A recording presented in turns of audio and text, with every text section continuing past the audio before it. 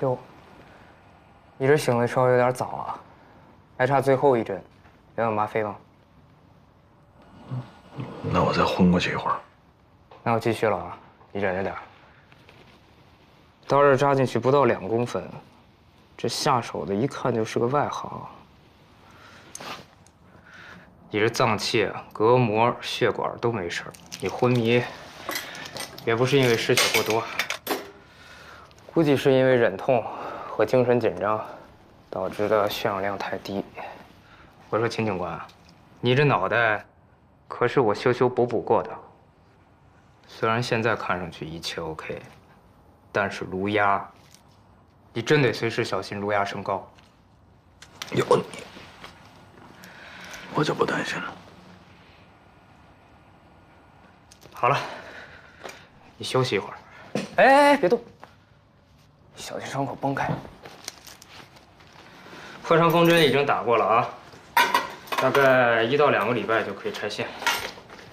不过啊，你最好每隔2天就来换一次药，防止伤口感染。这个小伤对你们干刑警的来说，虽然不是什么，也不影响你行动。我知道你们每个人都是硬汉。 但是啊，拆线之前，最好还是别做大幅度的动作。早晚各4片。好了，夏老师，下周3晚上有个演唱会，哎，就是那个美国的老歌星，你知道的，叫什么来着？你要是有机会，不妨给他介绍一下院里的耳鼻喉专家。 看他的声带有没有修复的办法，也省得他复出的时候到处假唱。谢谢你能来。那行，那我就先走了啊。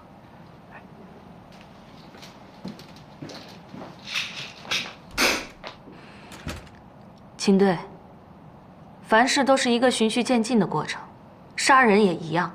虽然你个人的选择我无权干涉，但这么纵容下去，你很有可能以生命为代价培养出一名 优秀的杀人犯。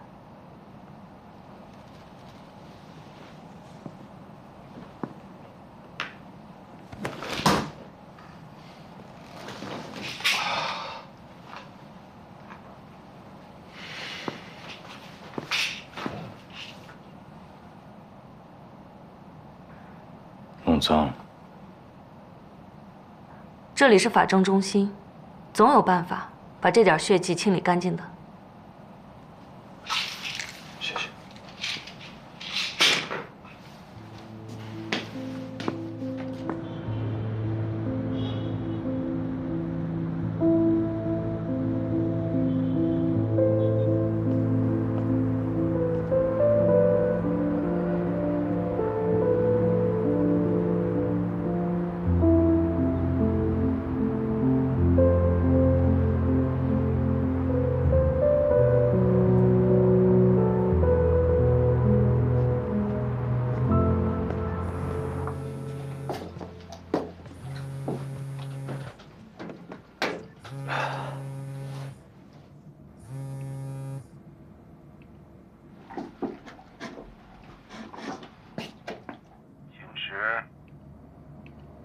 你说，我知道是你干的，你设计了他们所有人，不仅包括晨曦他们，你连自己人都不放过，真他妈够狠的。这事儿没完呢。姓秦的，出来混，就甭想善始善终。你是谁？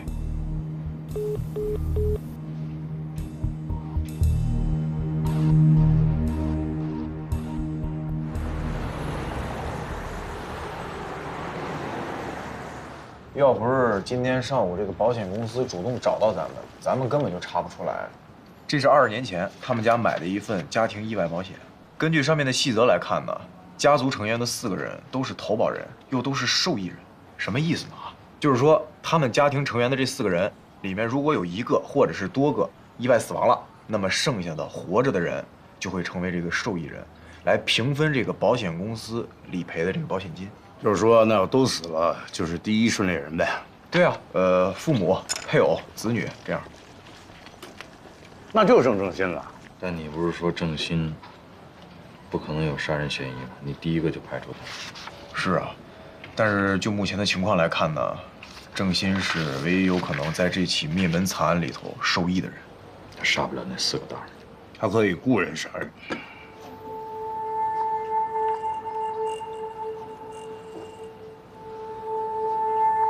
我这顺口一说，别这么看我。不是，你吃腮帮子上。哦，对了，我联系上那个吴小云的那个外遇了啊，也是个医生。也是医生。嗯，有地址吗？有。我和吴小云没有任何关系，发生这种事儿很不幸，但我帮不了你。案发那天你在哪儿啊？在家啊，还能在哪？有人能证实吗？当然，我老婆孩子都可以。我说你们不要太过分啊，我不想因为这件事牵扯到我的家人。你要是没干亏心事儿，就不怕被牵扯。我是什么都没做，还不是一样，被他们从眼科副主任挤兑到卫生所来了吗？什么意思？郑家势力大，在行业内打压像我这种小角色还不轻而易举。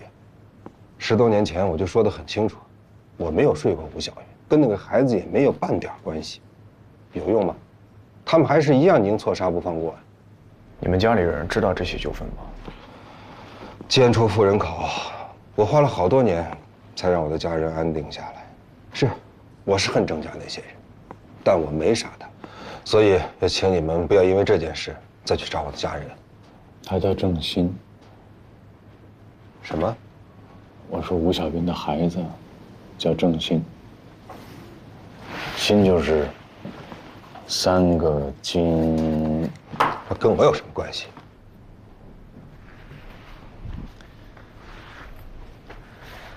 现在不是怀疑你跟吴小云有关系吗？就因为这个点，所以吴小云是天天挨打，这孩子也被排斥在整个家庭之外。你说这事儿跟你没关系？反正他们都死了，郑家的产业也够那孩子下半辈子吃喝不愁了。你还真别以为说这孩子叫3个金他就有钱，他可是1分钱都拿不到。因为老郑家聪明啊，老郑家把所有的财产都做了一个不可撤销的基金转托，殚精竭虑吧。你也不容易，头发都白了。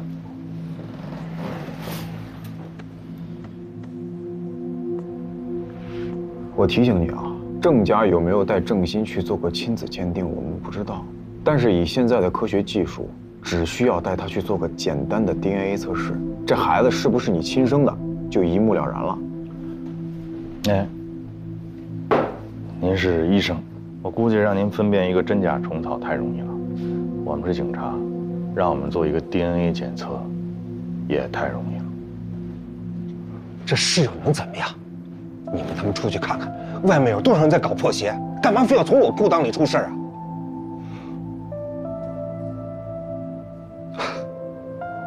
我读医学院花了5年，又做了3年的实习医生，好不容易一步一步混出头来，就因为我可能睡了个女人，啊，可能睡了个女人。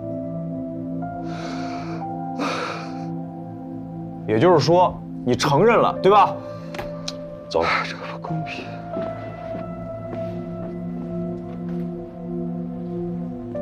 知道不公平就好。不是。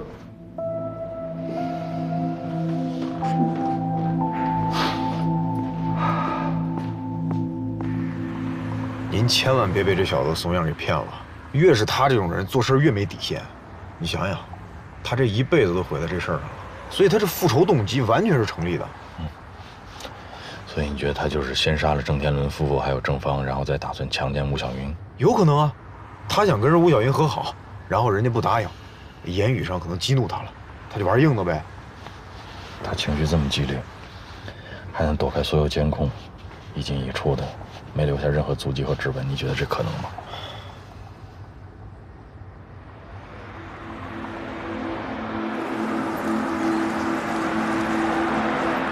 停车！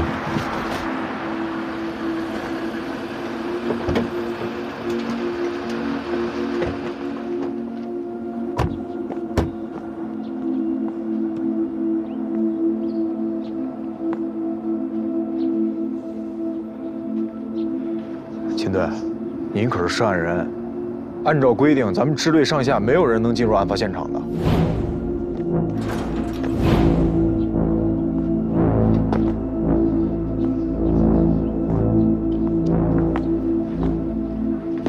秦队，秦队，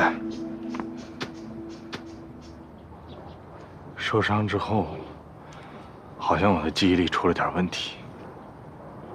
但是印象中你也是我们中队的。714那天幸亏你没来，你来，肯定也是死。秦队，今天晚上是什么行动？没什么行动，你就早去早回，注意安全啊。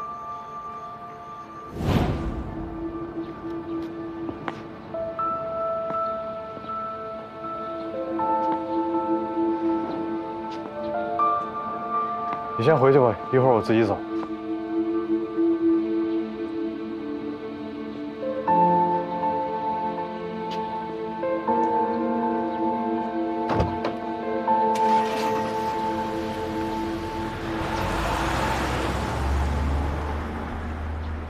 同志，有什么事儿吗？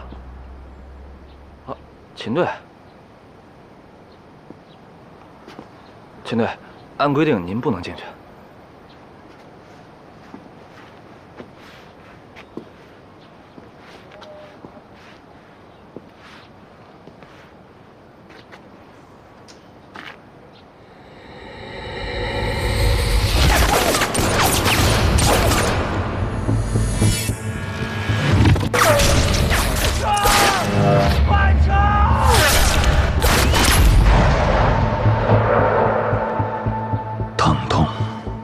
是因为我的大脑深处驻扎着一个弹片。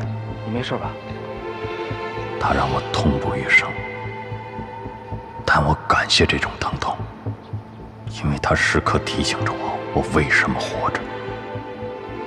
我活着只有一个目的：查出真相。不光是为了将罪犯绳之以法，还是为了我那5个出生入死的弟兄。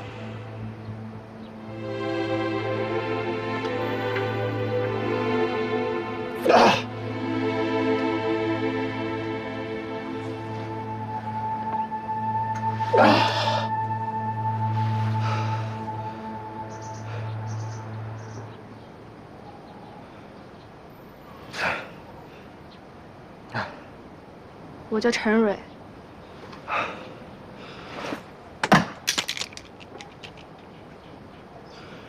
幸会。如果下次能得手，我希望你知道是谁杀了你。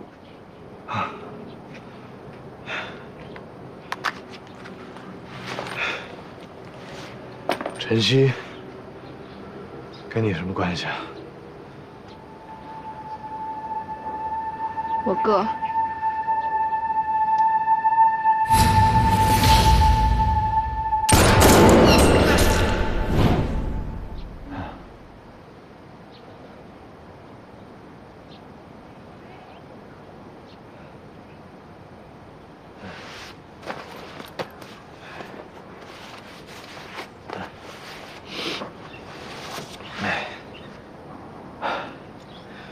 哎。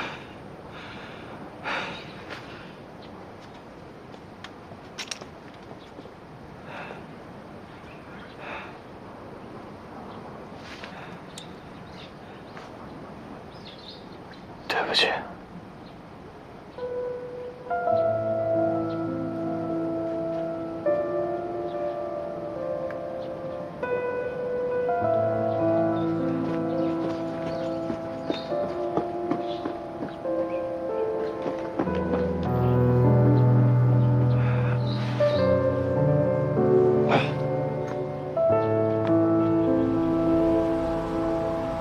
陈洛，你别老追着我呀！这案子我不了解，我不跟你说了吗？你别找我，你找我也没有用，我不了解，我没法跟你签这个字儿。您是队长，你行了，你就别跟我这对付了啊！哎，秦队来了，要签字儿找秦队啊，你帮他办一下。秦队，我是真觉得咱们现在应该居传史丹如了，最起码应该派人去走访他的工作单位，和他讲。我就觉得吧，反正那个什么，哎，您这手怎么了？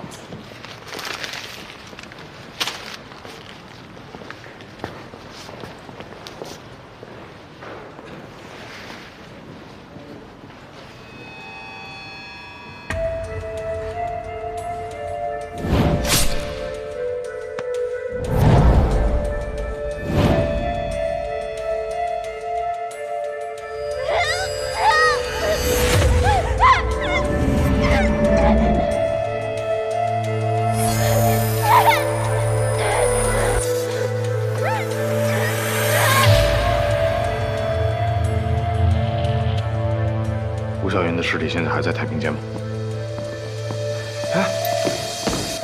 秦队，验尸的情况都在报告里写明了，我再跟您口头汇报一下。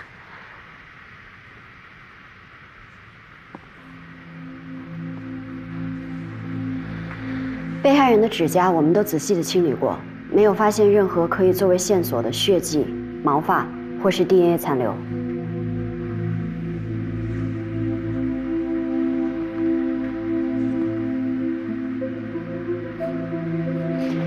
淤伤主要集中在两臂，尤其是两臂的外侧，符合防卫伤的特征。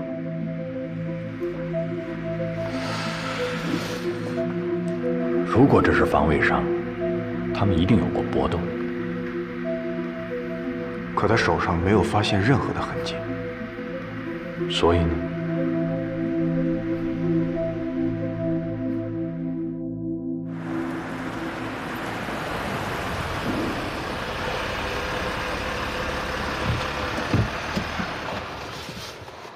我觉得这个事儿咱们可以试试，要不然给胡队打个电话，问问他是什么想法。打吧。我打呀，他也不能听我的呀。我什么时候让你给胡队打电话了？既然我们给保险公司挽回了这么大的损失，让他们做一些人道性的安抚，无可厚非吧？行，不是强制性的，只是建议。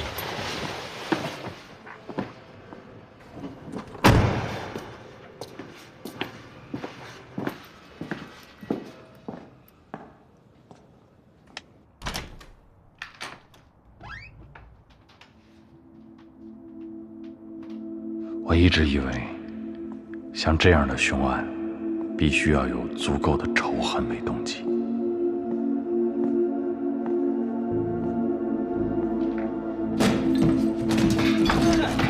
贱货！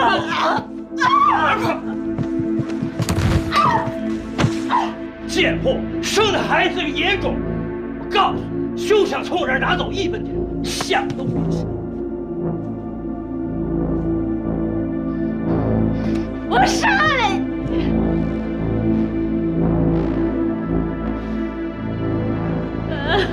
本事呢你？哎，有种往这儿上！杀不了我就弄死你，永远都是贱货！我今天弄死你！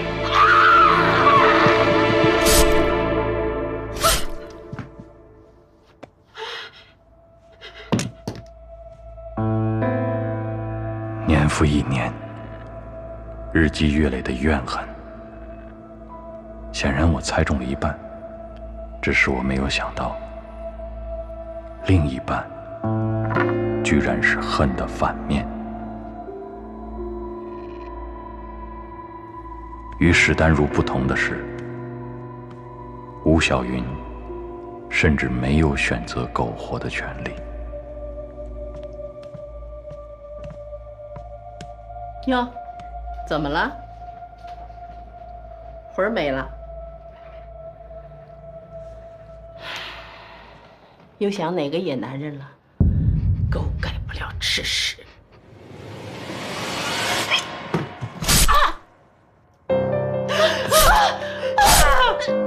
而且，一旦开始，就再也不可能回头。哎呀，又把什么打碎了？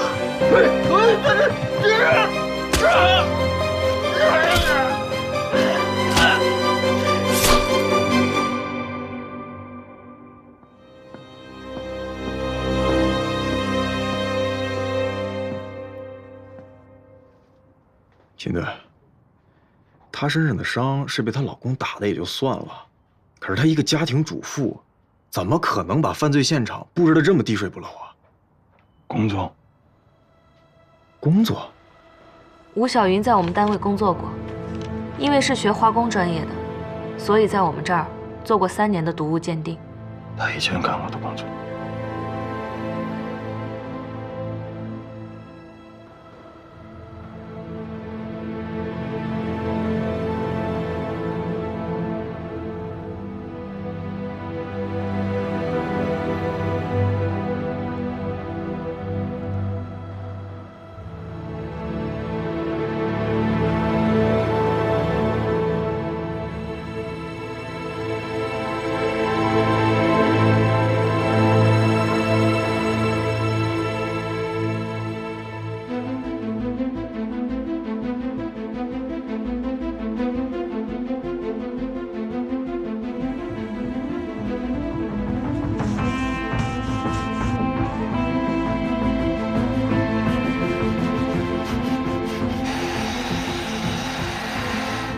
不对，秦队，这地板的缝隙那么多，他怎么可能完全擦干净呢？他就只是把血迹简单的擦干净，然后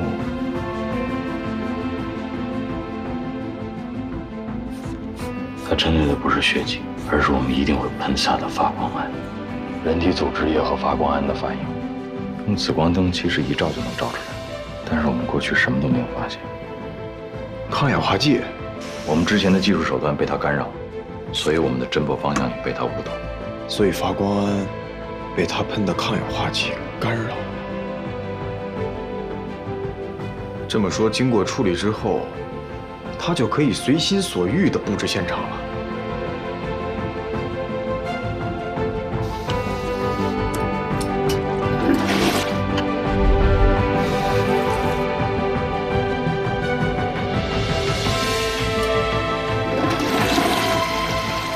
也就是说，吴小云留下的这条血足印是他故意留下来的。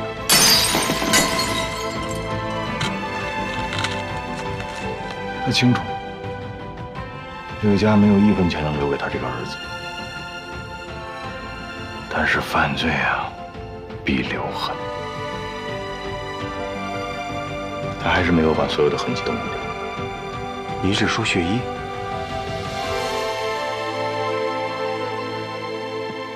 秦队，下水道里搜到了带有几个被害人血迹的衣服碎片，凶器也找到了。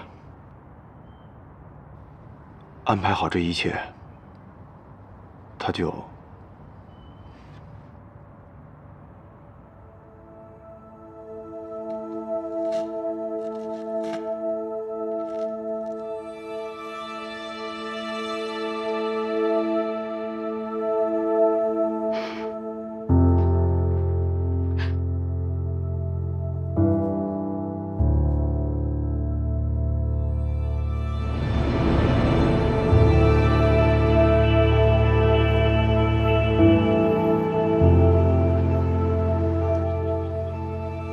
不管他是可怜呀，还是狡猾，这当妈的算够格的。要是全家被杀，又找不到凶手，郑家财产就算没戏了，但是呢，这保险理赔的钱足够养活他儿子后半辈子。说起这事儿啊，保险公司这次做的还不错，好像是市局跟他们协调过，按照现在的法律规定和保险条款，吴小云虽然丧失了被保险人和受益人的双重身份，但另外3个人的保险理赔还是有的。哎，秦队，我就说你行，照这么下去，咱们支队天天开表彰会，不是梦。嘿嘿。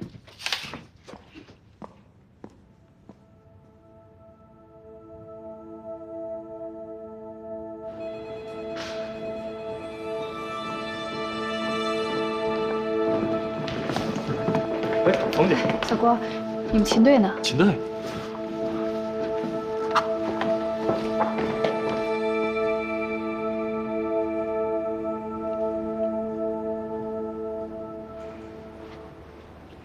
恭喜你又破案了。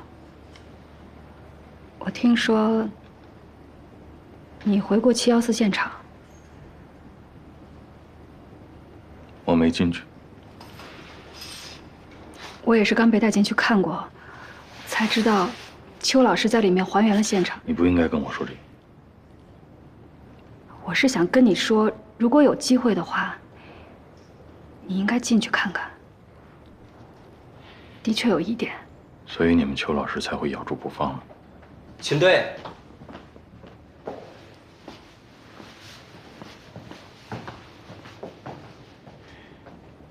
那再联系吧。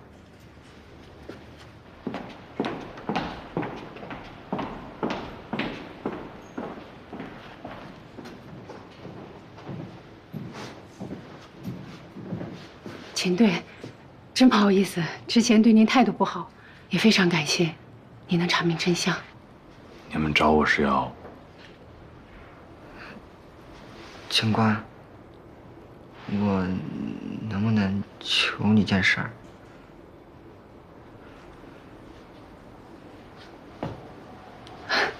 秦队，是这样的，能不能帮这个孩子做个亲子鉴定？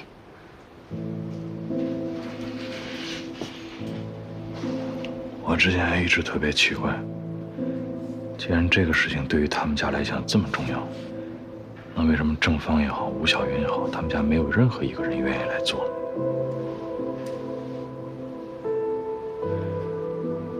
面子问题吧。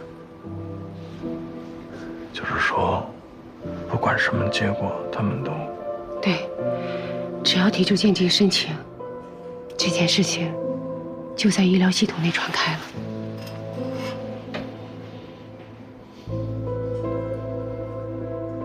明白。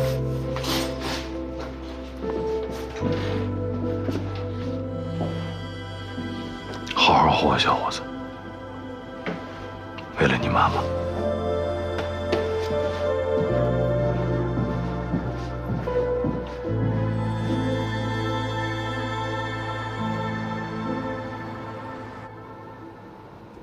你要做 DNA 比对，有这个必要吗？郑兴既是受害人的家属，也是凶手的家属，这孩子挺可怜的，所以他能提出这个请求，我觉得不为过吧。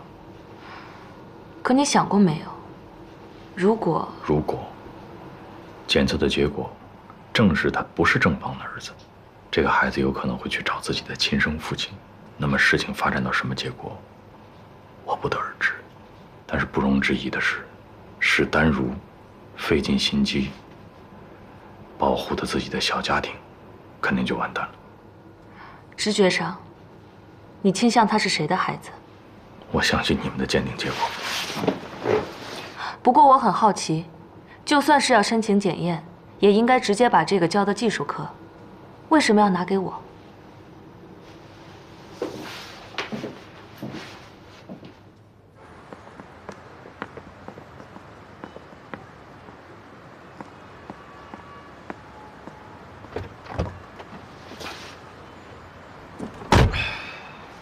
他必须死吗？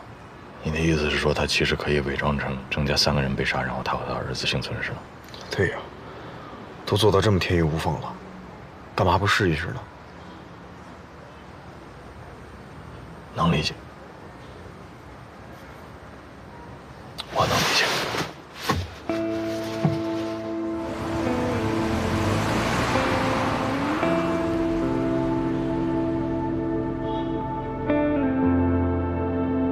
没有被噩梦纠缠过的人，无法理解这种痛苦。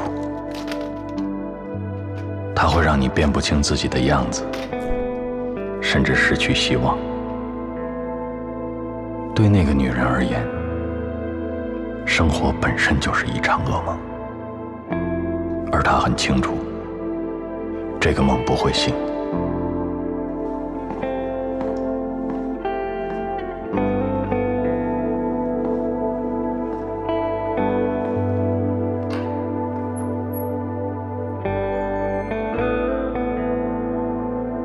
真正让人难以理解的是，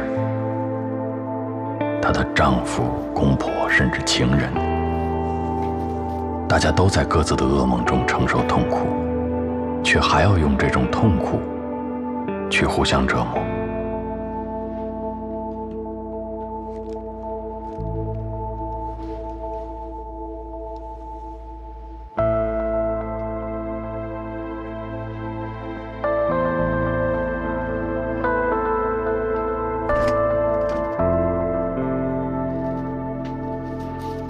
他犯下的罪行，也许恰恰解脱了所有人。最后，他选择了死亡，用离开现实世界的方式，去摆脱噩梦。不像我，活在这个世界里，继续等待噩梦的降临。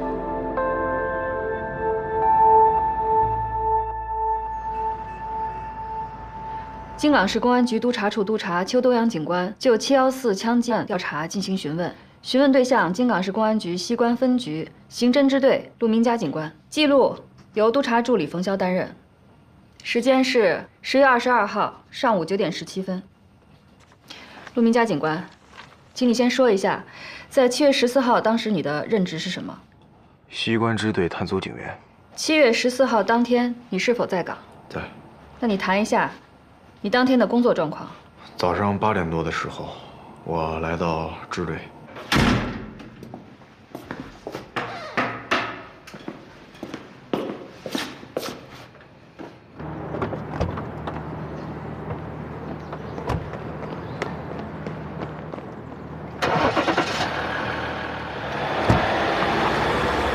那么下午2点到9点之间，你在办公室做了什么？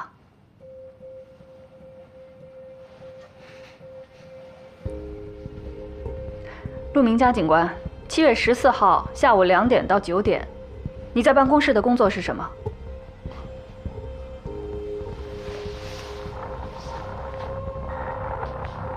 扫雷。不光7月14号，自打我从警校毕业，从事刑警6年以来，我每天重复最多的工作就是玩扫雷和蜘蛛纸牌。这一切不就是因为我是陆正刚的儿子吗？好，你继续。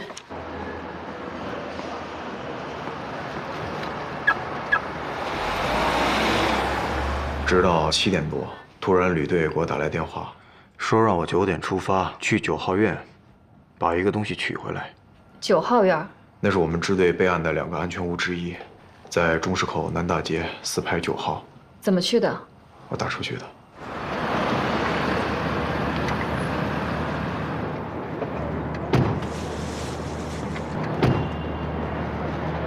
队里为什么没有给你派车？我去车队问了，除了被其他探组开走的，只剩2辆，说是旅队用来出行动用的。什么行动？我哪知道呀？那你在离开支队之前，还见过你们支队的其他人或者支队长吗？我从车队出来的时候，刚好跟他们碰了一个面儿。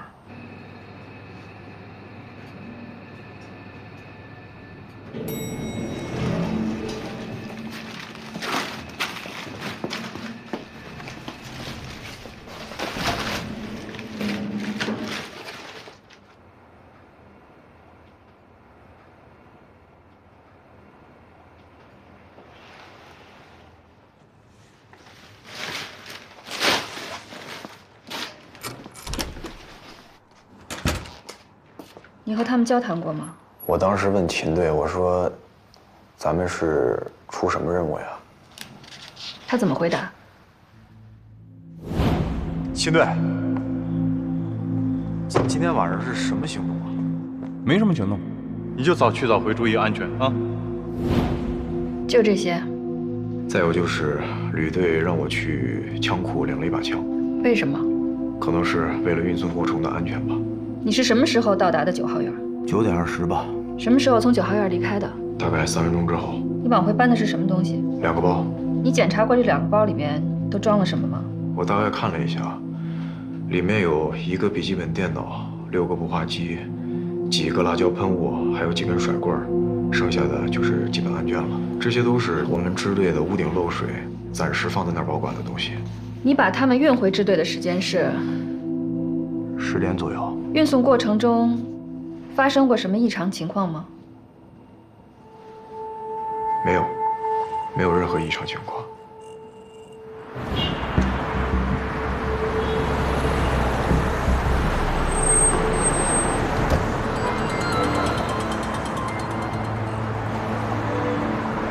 喂，你小子又有什么麻烦了？我给人家摩托车给蹭花了，他们正追我呢。那你在哪儿呢？莲花路桥下。你有这功夫，你就打电话报警了，你跟我说干什么呀？不是，你不就是警察吗？啊，哎，大哥，大哥。喂。哎，刘明。从距离上看，9号院离支队并不远，但你一去一回，用了将近2个小时。那天确实有点堵车。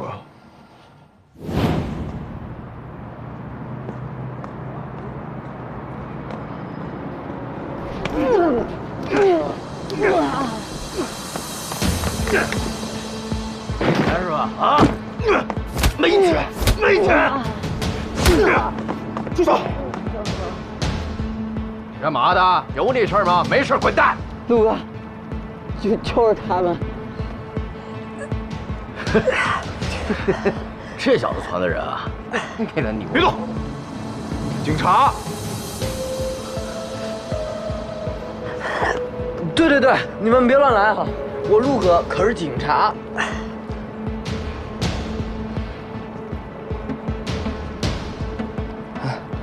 起来。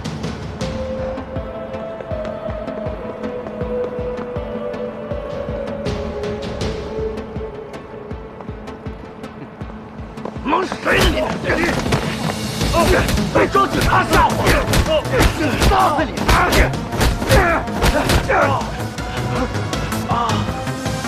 哎呦我去，真是警察！快走！你说那2包东西里有一些案卷，那你知道里边具体是什么案卷吗？这我可不知道。那你清点过里边一共有几本案卷吗？没有，但是把案卷送回来的时候，内勤是清点过的，没有遗失。如果案卷丢了，这可是大事儿，那承办组的探员会跟我拼命的。你确定吗？我确定，自始至终这2个包就没有离开过我的视线。陆哥，那边有个垃圾箱，里边有2个黑色的手提袋，你拿过来。得嘞。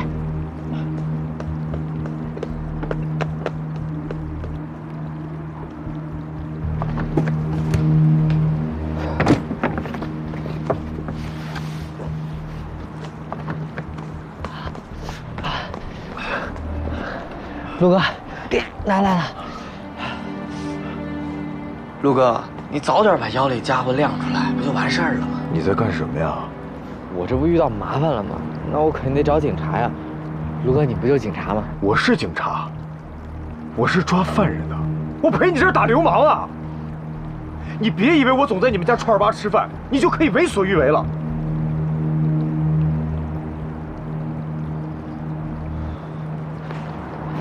陆哥，你别动！啊！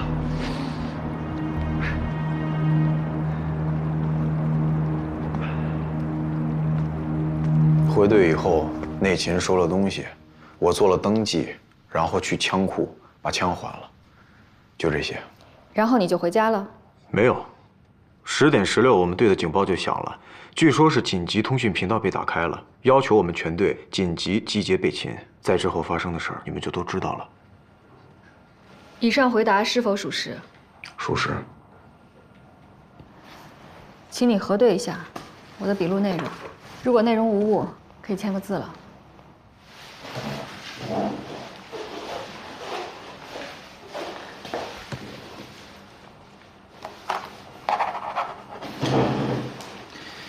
辛苦了，小陆。调查会一直跟进的，事实究竟如何，自然会有说法的。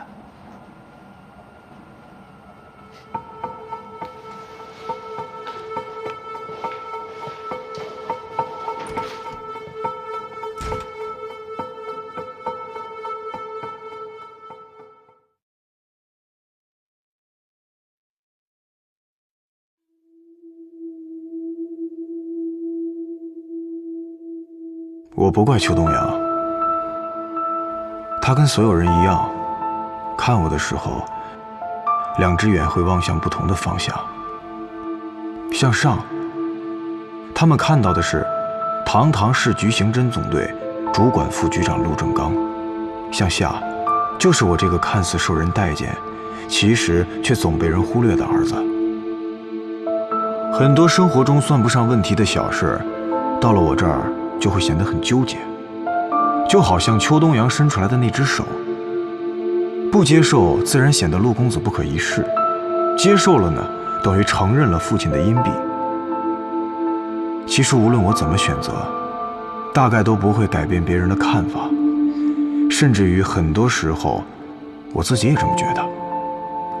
陆明家这3个字，更多的含义不是警察，而是一个光鲜的摆设。714之后，我申请在秦池手下做事，原本是因为他是唯一活下来的我熟悉的领导。现在看来，和他的相处反而最舒服。他也许忘了我是谁的儿子，或许根本就不在乎。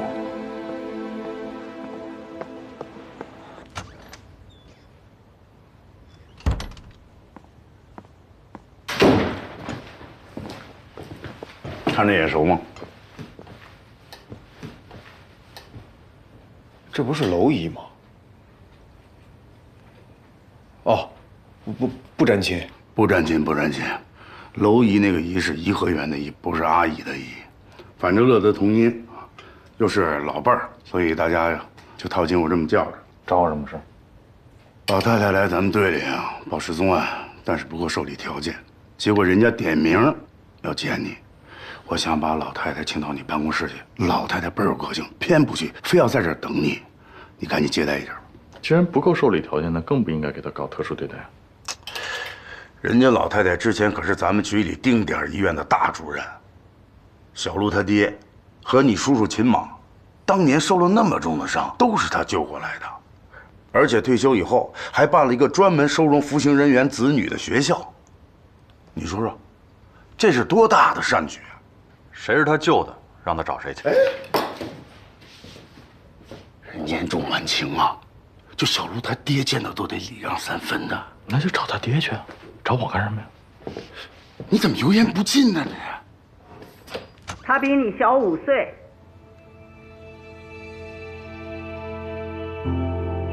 我第一次见你的时候，正怀着他，那时候你还没上小学呢。你父亲工作那么繁忙，可还是带着你来医院照顾你叔叔小莽。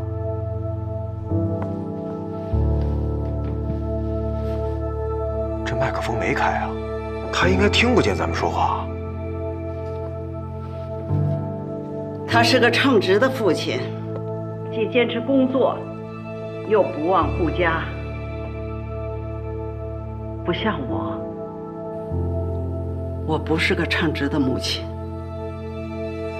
我无数次的把孩子放在幼儿园里，忘了去接他，一辈子了，我都没有太在意自己的孩子。现在老了，他突然不见了，我才发现我离不开他，我不能没有他。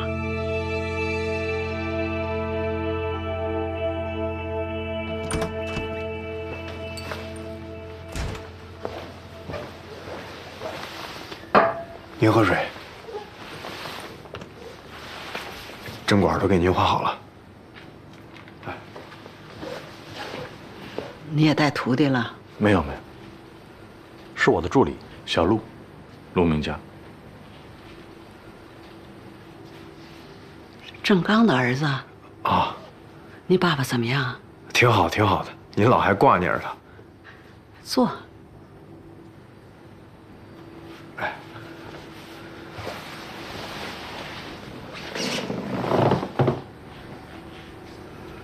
听说你刚死里逃生，上次你叔叔小莽的追悼会，你爸爸哭得跟个泪人似的。我看你站在边上，眼睛红红的，可一滴眼泪都没流。我当时还觉得奇怪，按理说你跟你叔叔小莽的关系走得更近，因为这个好像你们父子的关系好像不是太好。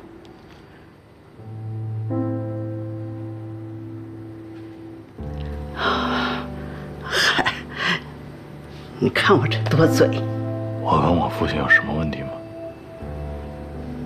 没有，我就是觉得你对你父亲不太公平。哪方面？你叔叔小莽确实是一个好警察，可是一个好警察不见得是一个好父亲、一个好母亲呢。你看我，小凯这事儿还得，所以不能用一个职业的标准去衡量一个父亲。你受伤和战友牺牲的事儿我也听说了。干你们刑侦的都是出生入死啊！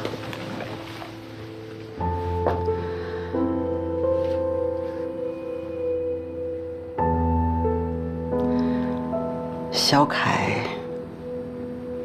眉骨边上也有一个伤疤，是他上2年级的时候在路上磕的。当时我也没在意，没带他上医院去缝，结果落下了一个疤。阿姨，您放心，我们一定帮你把小凯找到。其实都一样。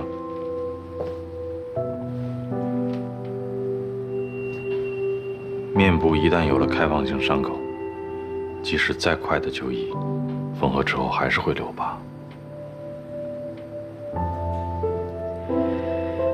还是我太粗心了，太粗心了。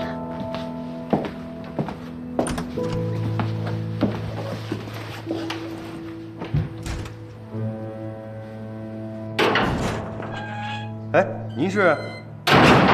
修处。哎，放他进来，那是我请来的。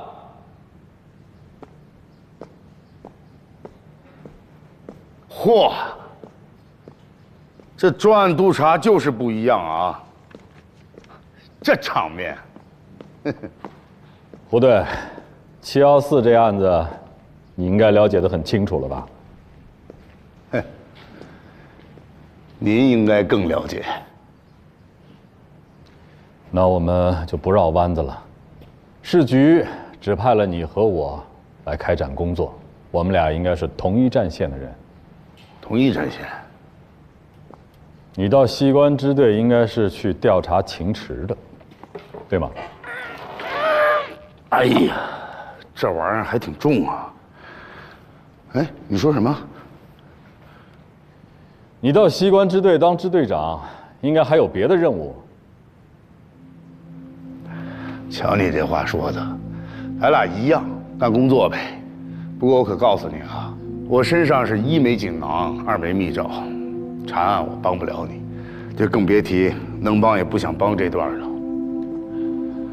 咱俩呢是井水不犯河水，各司其职就好。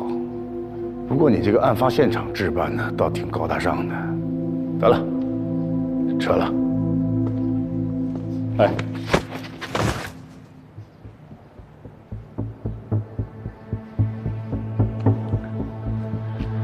小箭反射，没有别的意思。有些事情我还必须得问。其实我特别想问你一句：像你们这种专查自己人的，出过外勤吗？是，在很多人心里，干我们督察的就是个闲职，而且是专门找基层人的麻烦。但是我心里明白，你心里也应该明白，一旦警局内部出现了问题的话，危险就更加的严重了。所以在这件事情上，不管是责任也好，义务也罢，总得有人来干，对吗？话是没错。所以我想，邱楚，不管是办案还是查人，你能不能别再烙饼卷手指头，自个儿咬自个儿了？你到底是什么意思？15个人，16把枪，近200发子弹。出过外勤的人一看就明白，像这样的现场，几乎不可能造假。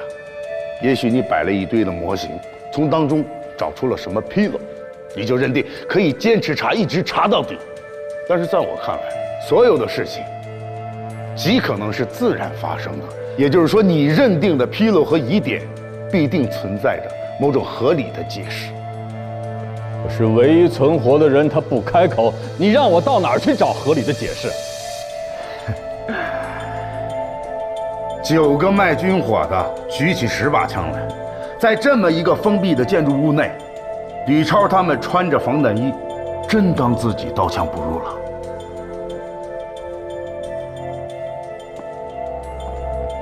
你是想告诉我，西关支队这次出勤，除了规模和配置上来看，他们本不想，不，他们压根儿就没有想到会碰到陈曦一伙人，对吗？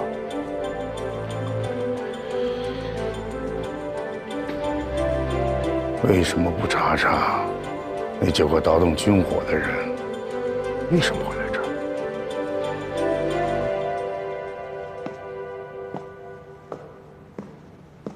部队，谢谢。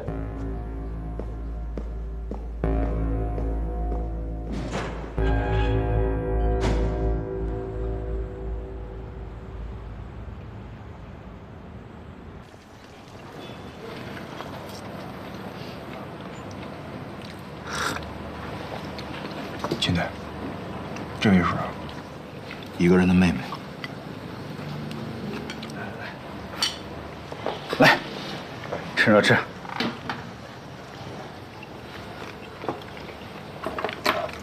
你上车上把我那小背包拿过来。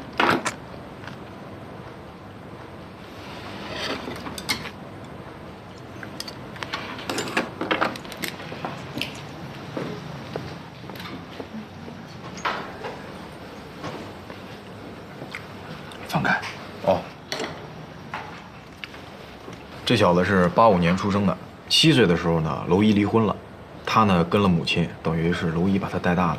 17岁的时候，这是他第一次工作，因为盗窃客人的财物被拘留了，后来呢被他们开除了。21岁更精彩，您听啊。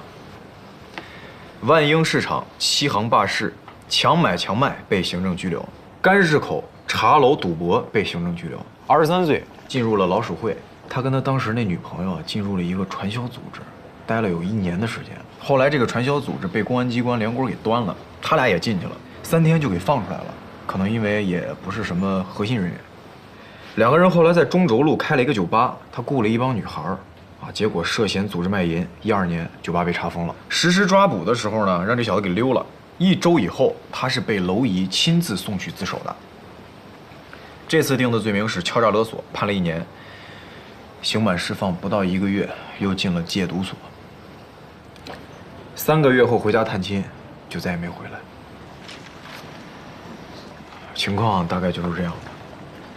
看完这小子的履历我都觉得我白活了。您看，哟，陆哥，请说。确定失踪了吗？娄姨给了我一个地址，一个电话，电话我打了，已经停机3个月了。拿这干什么？您不是说您疼吗？嗯，不疼了，拿走。你特意支开我的，就是为了讨论怎么处理我吧？不是我们没把你支开，你坐。别坐了，走吧。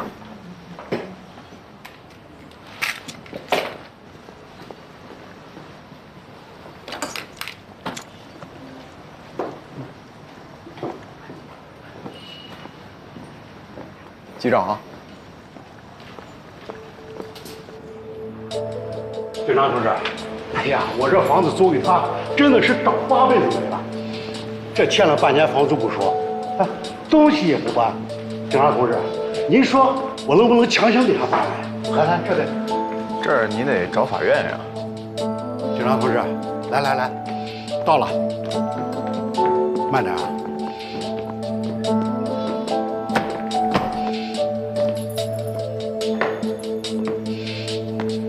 师傅，你有多长时间没见着范凯了？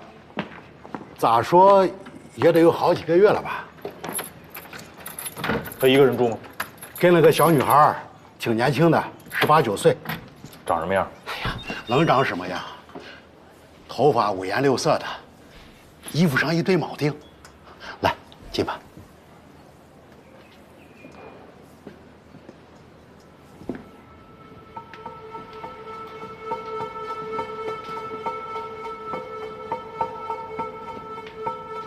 好。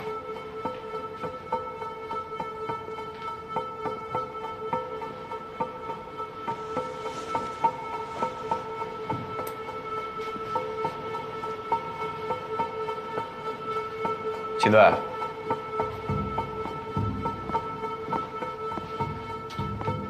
从他这衣橱看，能穿的衣服全拿走了，应该不是匆忙走的，是搬走的。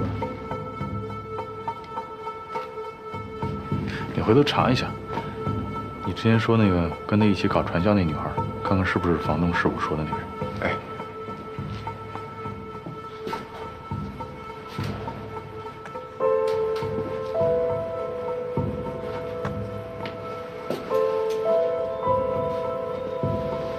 这也看不出来他搬哪儿去了。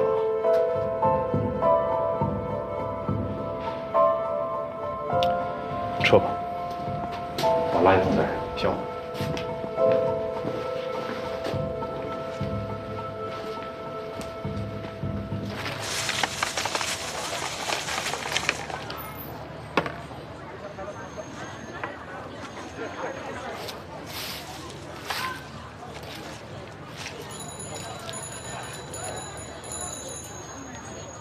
至少能确定他跟一个女孩住在一起。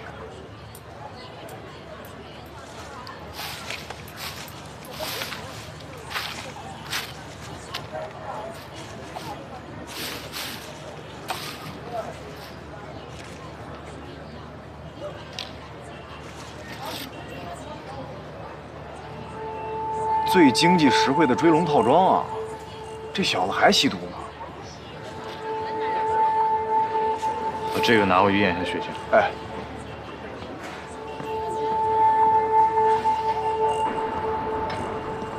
哎，陈队，哎呀，邱督莅领我们队，还不进去谈，有什么指教吗？哎，这位是？啊，这位是向阳支队的肖闯啊，跟周巡对调了1个月，过来帮我忙的。指教谈不上，只要不遭人烦就行了。我过来找关队，是想请关队帮个忙，当然了，是在保密的前提下帮我查个事儿。我能帮什么忙？我想关队应该清楚我在查什么案子，对吧？刀刃向内，绝不护短，无非就是清查内部的问题嘛。啊，如果我没有记错的话，秦池的叔叔秦莽，应该是你师傅吧？谢谢提醒。关队，你别误会，我呢只是想从另外一个角度查一下714案里的一个疑点。你看啊，西公安支队以配有轻武器的6名警员，去面对9名全副武装的犯罪分子，同为支队长，你会怎么想？你是要我去查那些贩卖军火的吗？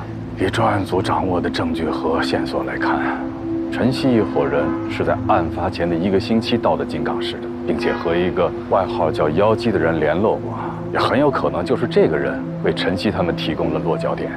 接下来的事儿我就不好查了，但据了解，这个外号叫妖姬的人经常出没在你们所管辖的辖区内。混街的小角色。接着说，其他就没别的了。但是我想，如果毛病出在陈曦那边，就不关西关支队的事儿了，我也就不用求爷爷告奶奶麻烦这个麻烦那个了。一句话，只要你们长风支队愿意帮这个忙的话，将会大大提高我们的办案的效率。于私呢，也算是帮你师傅那个侄子的忙了。知道了。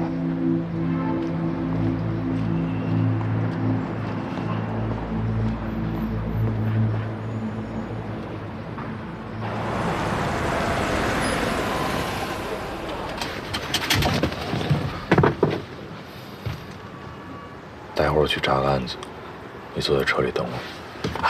我不在这儿。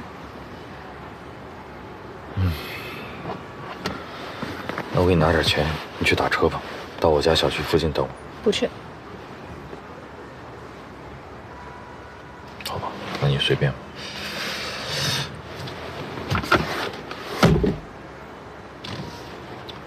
你把那个小黑包给我。我告诉你，别以为吃过那点东西就可以随便对我发号施令，我不欠你什么。我也是这么认为的。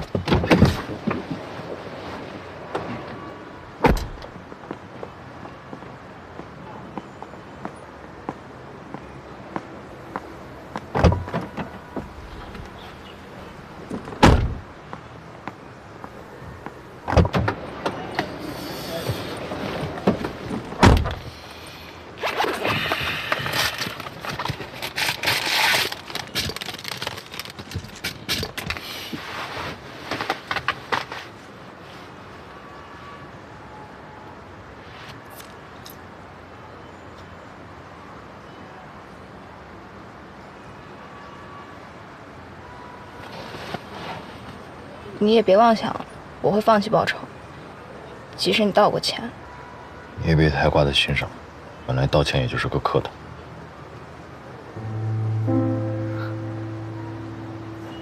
我就知道，你根本不是真心悔恨。你让我悔恨什么？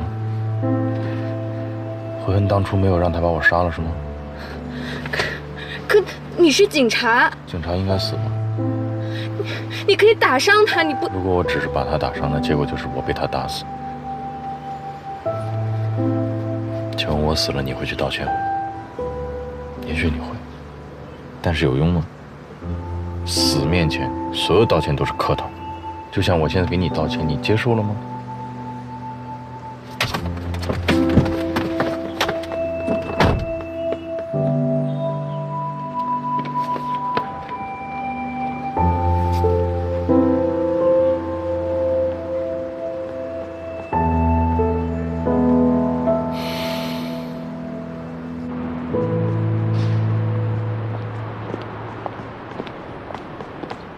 哟，小陆啊，今儿咋有空到我们单位来了？有一个物证的鉴定结果，我来取一下。啊，取到了啊。对，你们还不认识吧？这位陆明佳警官，市局刑侦总队陆局长的公子，我们单位的夏老师，也是你们秦队长的心理辅导员。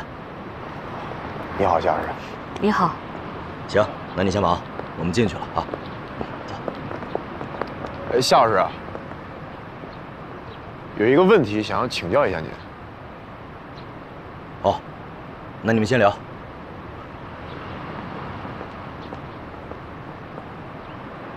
那个秦队的情况到底怎么样了？从目前的情况来看，他已经呈现出某种记忆重组的征兆，但是并没有出现情绪紊乱的表现。总体而言，值得庆幸。我没太听明白啊，值得庆幸是指的哪一部分啊？我的意思是说，他以后会有什么表现吗？社交障碍。一个支队领导有社交障碍，怎么能值得庆幸呢？也许吧，他至少不会在乎你的父亲是谁。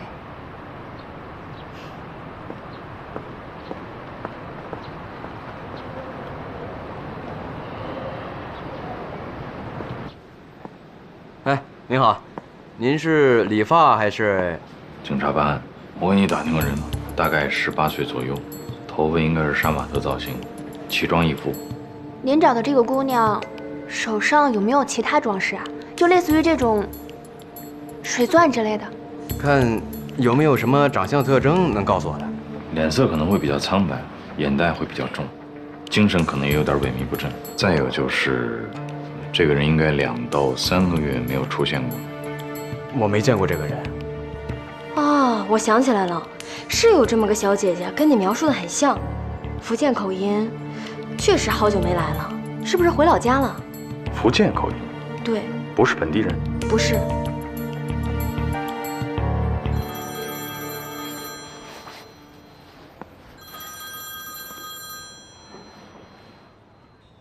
秦队，我已经拿到鉴定结果了，咱们哪儿汇合呀？队里汇合就行。哎，结果怎么样？哦，查出来了 ，A 型血，而且幸运的是，上面还找到了半枚指纹，我已经发回队里做比对了。他这个前女友应该是有案底信息的，你查一下他哪儿人？我查过了，他叫王小旭，金港本地人。金港的，本地的。那可能不是他。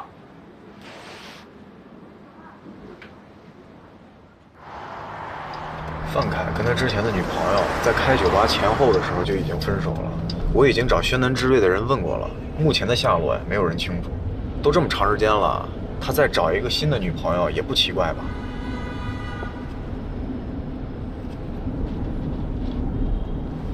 咱们现在也没有什么可跟人汇报的进度啊。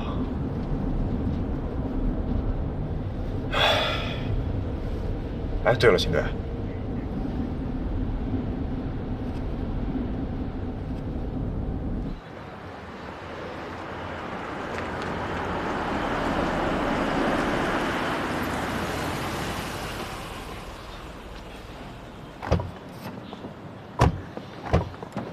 是秦队长和陆警官吧？我义母正在处理点事儿，让我和父亲出来迎接二位。啊，我父亲和义母分开后，关系一直都很好。退休以后呢，经常过来帮忙，时间长呢，索性当点事儿来做。这是范杰，是我。来，二位里边请。娄姨不是有一个前夫叫范一文吗？这是她前夫再婚以后生的孩子。之前呀，在这个新加坡留学，人家国籍都拿了，就是为了支持二老的这个公益事业，国籍都不要了，回来帮他。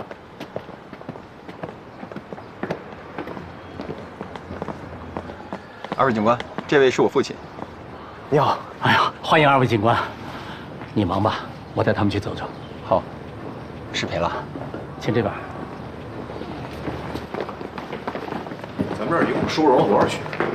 啊，这里有167人，加上其他的分支机构，近4000人。我们不提倡用收容这种说法，来这里，是我们的愿望，也是孩子们他们自己的选择嘛。4000个人，那这每天开销也不少啊，资金来源有保障吗？个人集资和社会募捐，勉强还能维持。那按照正常来讲，这些学生会在你们这儿待到什么时候为止？应该到16岁，也就是合作院校愿意提供义务教学的年限。然后呢？他们要是能够考上高等院校的话，我们可以继续出资，让他们继续上学。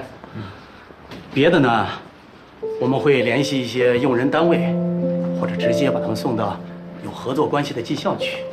有没有人不想离开的？当然可以了。这样一来，他们的身份就会变成志愿者了。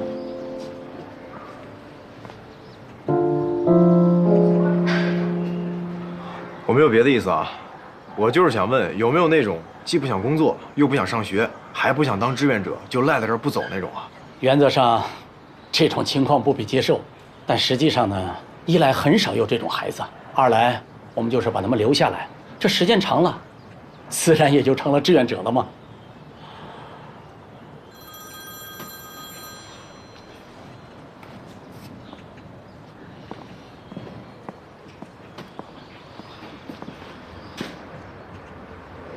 亲亲的，听好了，我要你。我现在没时间，过1个小时再谈。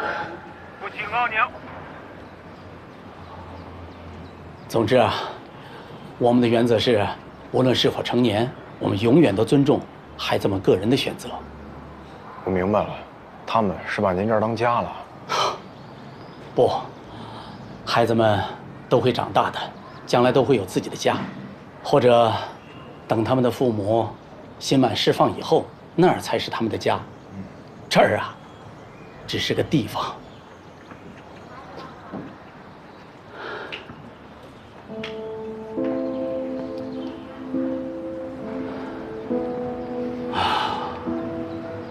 我们俩的分歧只在于，我觉得他一天到晚就知道工作啊、手术啊，根本就不顾及小凯。后来退休了，他倾其所有开办了这里，我才明白，他是不希望再有更多的孩子因为家人的疏于照料而变成小凯那样。小凯是我的亲生儿子，我也不知道该怎么说才好。他放弃了小凯，但却给了更多孩子们一个选择。你的数学考试成绩一塌，你呢？上周跳绳的成绩还没达标吧？可你们这2项是小峰的强项，他笑话你们了吗？没笑话。可小峰呢？英语单词不过关，你们却笑话他，这合适吗？所以你们要记住，不要拿自己的强项去笑话人家的弱项，懂吗？有些孩子愿意选择，也有些不愿意。我在想，他只是希望，当这些孩子想要有所改变的时候，把这个选择留给他们。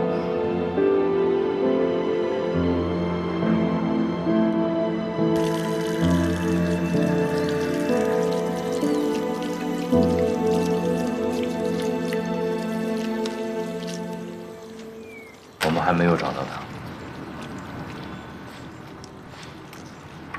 他现在在跟一个女孩同居，但这个女孩应该不是跟他一起服刑的那个人。您知道她的身份吗？你儿子在吸毒，你知道吗？不是，秦队，咱这事儿还没最终确定呢。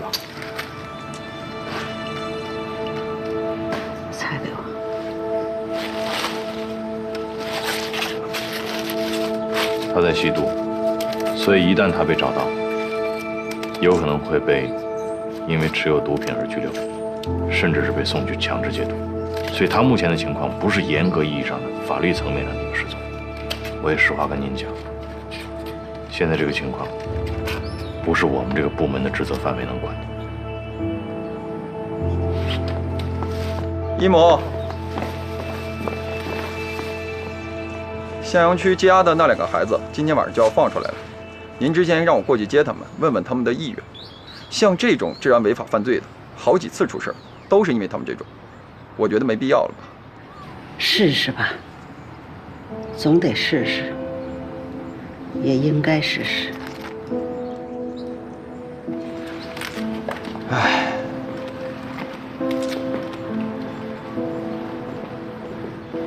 你们回去吧。路上开车小心一点。你穿的这么单薄啊，再下2场雨，天就凉了。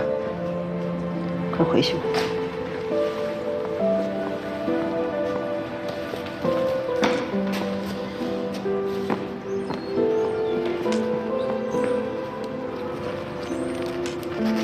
我们也试一试，我们再去试试找一次。但是时间实在撑不了太久，最多只能1天。你们查到哪儿，把结果告诉我。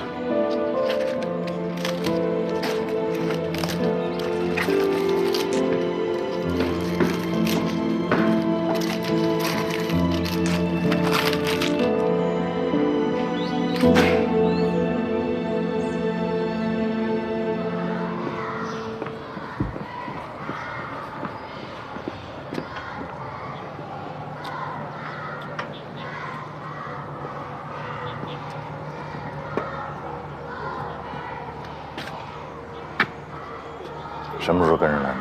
管不着。对，好。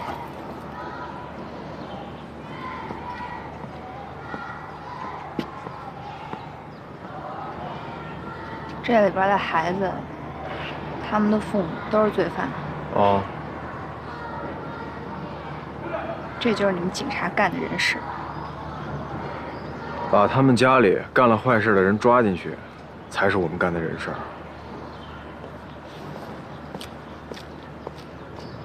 哎，来给爸啊，您怎么来了？啊，我看见你车停在那儿，我估计你在呢。后勤每年都要淘汰不少东西，我就把它都拉过来了，看看有没有这儿孩子能用得上的。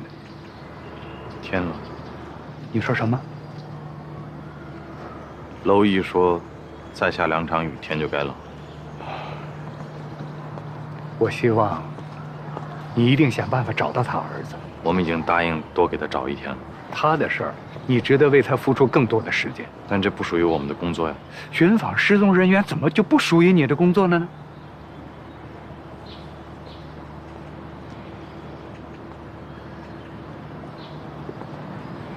金池啊，你，秦叔，那我们先走了啊。哎，再见啊，师傅，拜拜。哎，辛苦啊，辛苦辛苦。哎。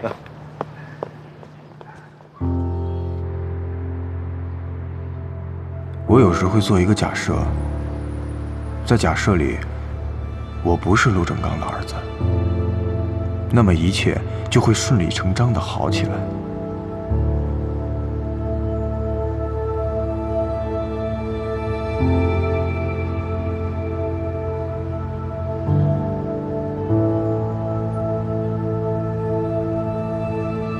可笑的是，我想当然地在假设中认定，不做权贵子嗣，就必然能生活在正常的家庭里。可我却不曾想过，也许自己会落入某种更糟糕的境地。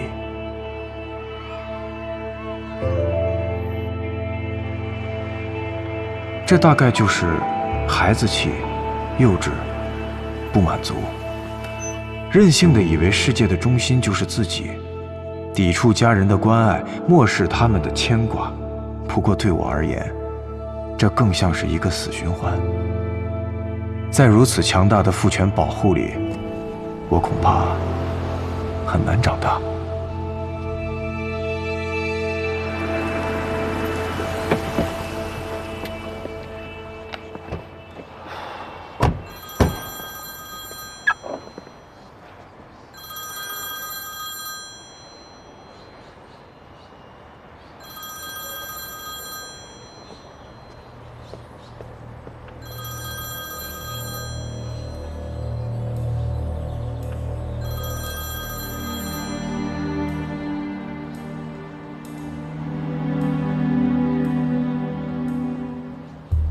确定吗？我说过了，你尽管放弃，把地址给我，我保证没有人能活着离开。好好跟你说话不行是吧？非让我把录音公之于众，行不行？你到底是谁啊？听好了啊，要把录音拿回去，你得帮我办件事儿。你说。晨曦他们有样东西落在仓库了，你得帮我拿回来。办不到。你不想要录音了是吧？不想。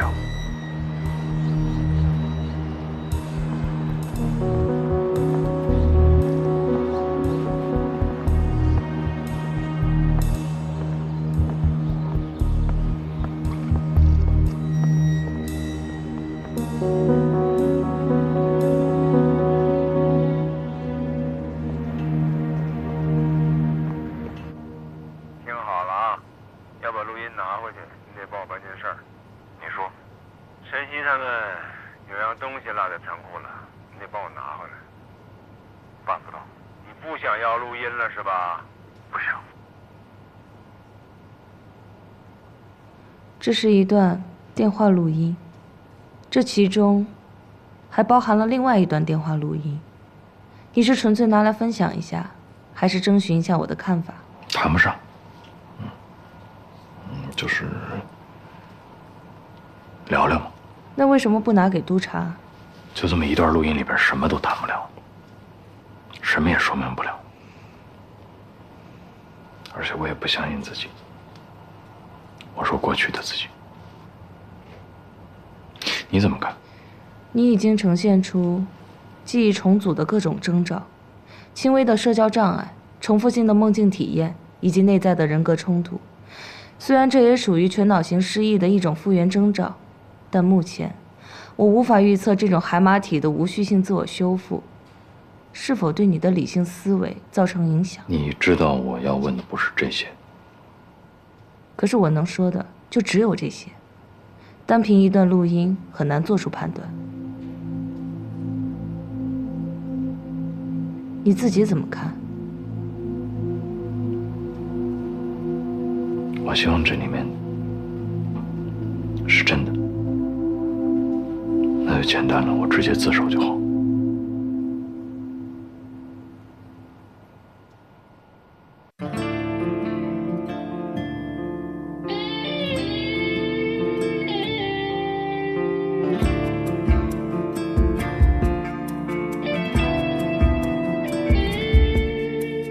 雨后的晴天，世界又活了一遍，被记忆迷了眼，还是他在变。梦见熟悉的脸，来自陌生的从前，有个崭新的我，推过去说抱歉。那难过的事在心里又撕一遍，请学会提前悼念将失去的每个瞬间，在世间转一圈，能纠正多少誓言？这个我是谁？是否只比昨天老一点？心里头死去的少年，今天又重生在起点。面对时过境迁，总一遍一望眼。当时间推着我向前，依然不知疲倦。飓风和那些碎片，又拼出了蓝天。